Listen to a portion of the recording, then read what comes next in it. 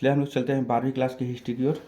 और 12वीं क्लास की हिस्ट्री में दिया हुआ भारतीय राष्ट्रीय आंदोलन में असहयोग आंदोलन के कारण और परिणामों का वर्णन करें, या फिर इसी को हम कह सकते हैं, इस तरह से क्वेश्चन पूछा जा सकता है कि असहयोग आंदोलन पर एक संक्षिप्त निबंध लिखें। तो इसलिए दोनों क्वेश्चन एक ही हैं, इसके बारे में हम लोग जानने का प्रयास करते हैं।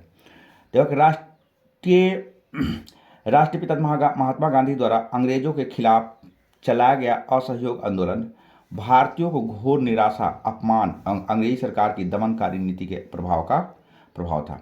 अब यहाँ पर देखिए, जो असहयोग आंदोलन था तो यह गांधी जी द्वारा चलाया गया था और अंग्रेजों के खिलाफ चलाया गया था।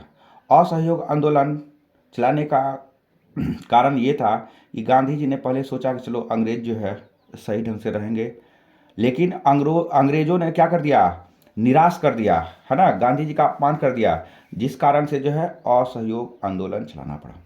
प्रथम विश्व युद्ध में भारतीयों ने अंग्रेजों की सहायता इस आशा और उम्मीद से की थी कि युद्ध समाप्ति के बाद अंग्रेजी हुकूमत उन्हें आज़ादी दे देगी, किंतु ऐसा कहीं कुछ हुआ नहीं। प्रथम युद्ध समाप्त हो गया और भारतीय पहले भी गुलाम थे और युद्ध समाप्त होने के बाद भी गुलाम रहे। इस तरह से भारतीयों को क्या मिला, तो भारतीयों को केवल अपमान और निराशा मिला। किंतु युद्ध के बाद अंग्रेजों ने भारतीयों को दिया शोषण, भुखमरी, बेरोजगारी और महामारी। इसी असमान परिस्थिति में भारत के सक्रिय राजनीति में महात्मा गांधी का प्रवेश हुआ और अंग्रेजों का दमन चक्र, अत्याचार और लूट मार के नीति ने महात्मा गांधी को असहयोग आंदोलन करने के लिए लाचार कर दिया, जिसके कुछ प्रमुख कारण निम्नलिखित थे। पहले कोई चाहता नहीं था कि असहयोग आंदोलन हो, लेकिन अंग्रेजों से मिला क्या, तो प्रथम विश्व युद्ध में भारतीय ने अंग्रेजों का बहुत पूरा सहयोग किया, लेकिन युद्ध समाप्त होने के बाद भारतीयों को मिला क्या, तो भारतीयों को मिला शोषण, भुखमरी, बेरोजगारी, महामारी, जिससे कि भारत के लोग नाराज हो गए। और इसी बीच जो है गांधी जी का प्रवेश हुआ और गांधी जी के मार्गदर्शन में असहयोग आंदोलन चलाया गया, जिसका प्रमुख कारण कुछ निम्नलिखित है। तो हम लोग यहाँ पर देखते हैं कि असहयोग आंदोलन के कुछ निम्नलिखित कारण हैं। जैसे पहला है, युद्ध संधि एक नाटक था।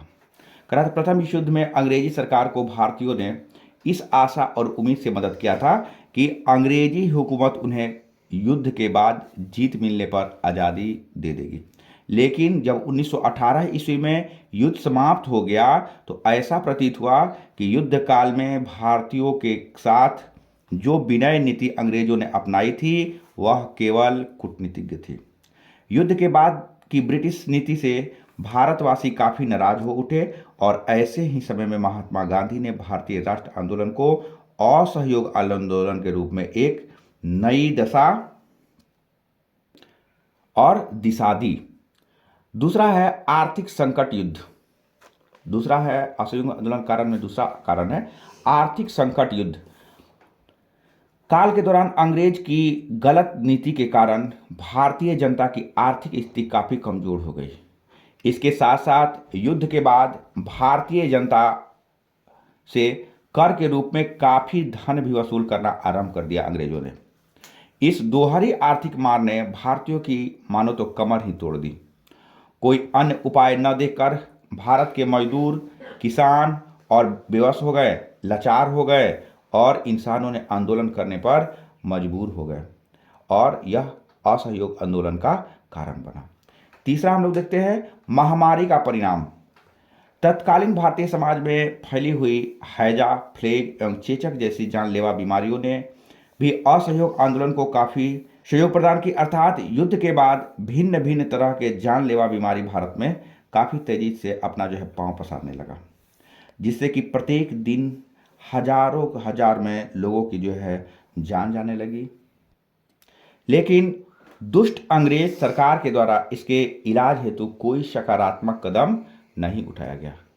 सरकार की इस उपेक्षापूर्ण नीति के कारण भारतवासी को काफ़ी आहत हुई और वे नाराज होकर अंग्रेजों के खिलाफ लोहा लेने के लिए मजबूर हो गए और यह असहयोग आंदोलन का कारण बना। चौथा है अकाल। कहा आदिकाल से ही एक कहावत यह प्रचलित है कि मरता क्या नहीं करता। यह कहावत असहयोग आंदोलन के साथ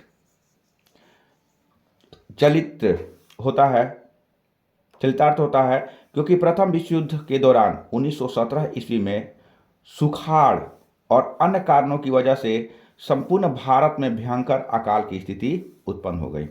भारतवासी इस काल में दाने दाने के लिए मोहताज हो गए, लेकिन बेरहम अंग्रेजी हुकूमत इसके निदान हेतु कोई ठोस कदम नहीं उठाया, जिससे कि लोगों में असंतोष और आक्रोश बढ़ता गया, जिसका भरपूर लाभ महात्मा गांधी के असहयोग आंदोलन को मिला और यह असहयोग आंदोलन का कारण बना। पांचवा है सरकार का दमनकारी चक्र। उपरोक्त कारणों ने भारत में जो अशांति उत्पन्न कर दी थी, वह कुछ राजनीतिक कारणों से और भी बढ़ गई। लॉर्ड चेम्सफोर्ड के शासनकाल में सरकार की तरफ से जो दमन चक्र चला और उससे जो राष्ट्र आंदोलन को कुचलने का प्रयास किया गया, इसमें भी लोगों में काफ़ी असंतोष फैल गया। अर्थात विभिन्न